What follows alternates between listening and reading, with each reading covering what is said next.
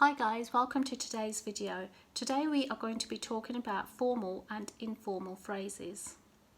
Today's learning objective is, can I identify informal and formal phrases, and can I apply formal and informal phrases? When you start to write something, you should always ask yourself, who is my audience? What's the best way to communicate my message? And what style of language should I use? Answering these questions will help you to know what style to use. Firstly, we are going to look at the difference between formal and informal language. Formal language is used for more official and serious purposes. I will go through a few of these examples with you in a moment. When you are writing formally, the correct grammar should always be used. Informal language, on the other hand, is used in informal situations and informal writing. A more relaxed, casual and chatty style can be used. Slang words and abbreviations are also more acceptable. Let's have a look at some examples where formal language is used. So talking to the head teacher, presenting an award, writing a letter of complaint, writing a report, or writing articles, or sometimes even writing a story.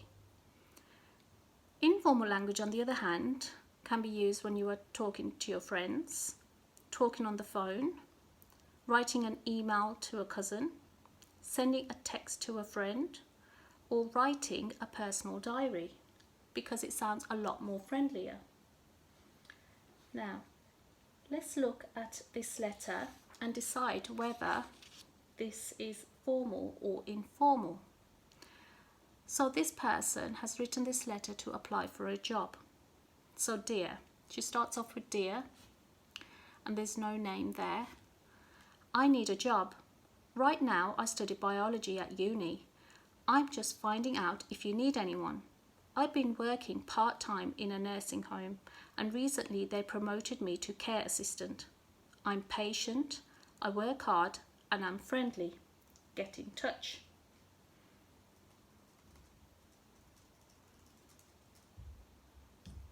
So this letter uses an informal style of language and is far too informal for this style of letter because it's a letter of application.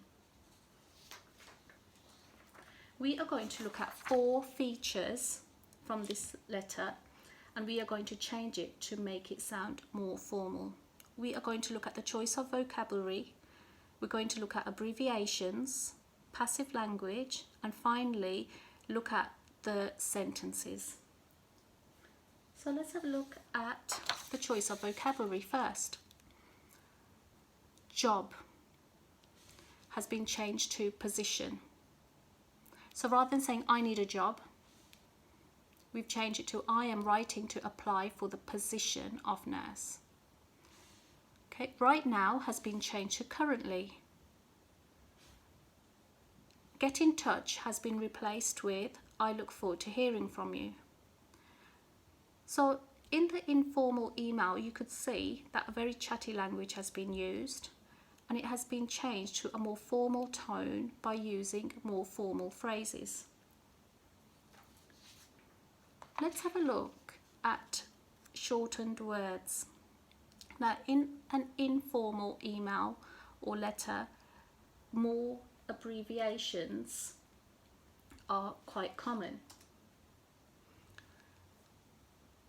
I've been working has been changed to I have been working, and uni has been changed to university. Also, in an informal email or when we use informal language, we tend to use passive language. They promoted me has been changed to I was promoted to.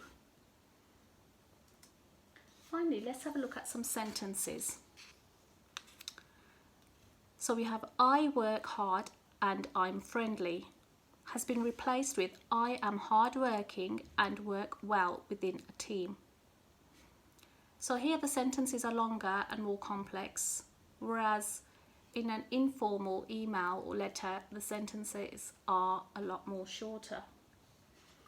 Now I have got an example of an email here, and I want you to decide whether the following are formal or informal.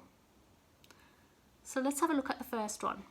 I am writing to inform you of my upset when I opened the Lucky Dip bag I had recently purchased with my own pocket money. I was disappointed to find that my favourite toy brand had been replaced with an inadequate copy, which even had pieces missing. I shall expect to be fully compensated for the distress and inconvenience this experience has caused me, and hope that you send a replacement promptly.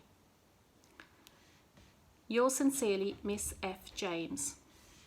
The second example I have is, hi Kerry, you know the Lucky Dip bag I bought when we went into town yesterday? Well, you'll never believe what happened when I opened it. There was a broken copy of the toy instead of the real thing.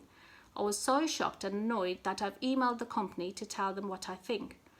I hope they send me a new one ASAP so I can complete the set. Was your pack okay? I hope so. See you soon, Frankie. So I want you to pause the video for a moment and decide which one's formal and which one's informal. Okay, so you have guessed it. The first one that I had read is formal because the greeting starts with dear sir or madam and ends with yours sincerely. And also the sentences are far more complex than the ones that we have here. So in the informal email, the greeting begins with hi Kerry, so it's a lot more friendlier, a lot more chattier. And it also ends with see you soon. Now in an informal letter, we would not write see you soon like this. Okay. Now I have another task for you. I want you to match up some of the informal words with the formal ones. So some vocabulary is more formal, whereas other is more informal in tone. Can you match these formal and informal words with the same meaning or synonym? So I can do the first one for you. So for profession, I can match that up with job. So I want you to pause the video and have a go at doing this for me.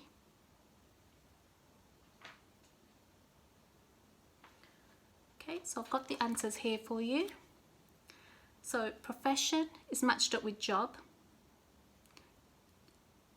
Not fair, we could say injustice more formally. And chance, we could say opportunity. Enough can be replaced with sufficient. Give up can be replaced with sacrifice.